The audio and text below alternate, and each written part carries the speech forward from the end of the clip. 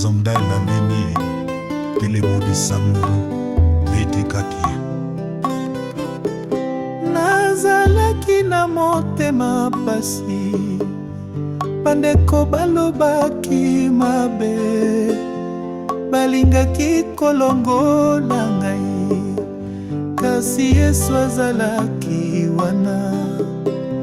Na kati ya molili makasi, nasambelaka na mawa nyonso, nazongisaki mpiko te, kasi Yesu asungaki ngai. Nakolimbisa lokola Yesu alimbisi ngai, nakobondela po motema na ngai ezonga sika.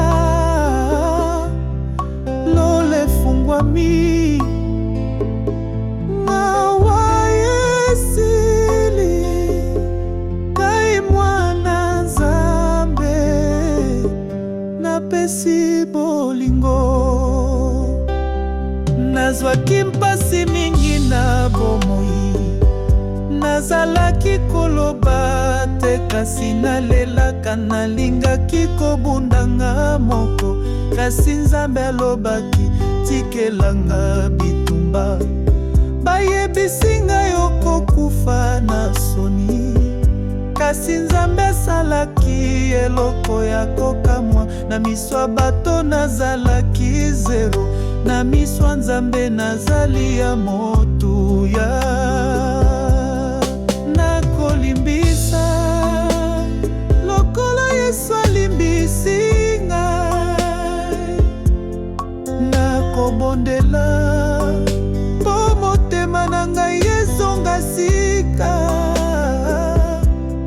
Lola efungwami, mawa esili, ngai mwana Nzambe napesi bolingo.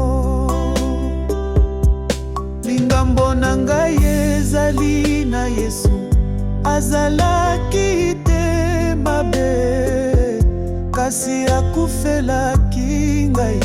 Nazali kofanda na ngonga ya limemia, po Nzambe azongisi ngai nyonso.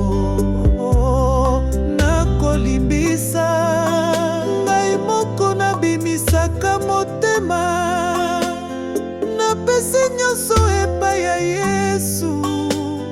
Nazali na elonga Nzambe apambolinga, ezali na Nzambe. Elonga solo, ezali na Nzambe. Mokonzi natundi na yo. Lola zwa lokumu tokangaki ngai ntango nyonso.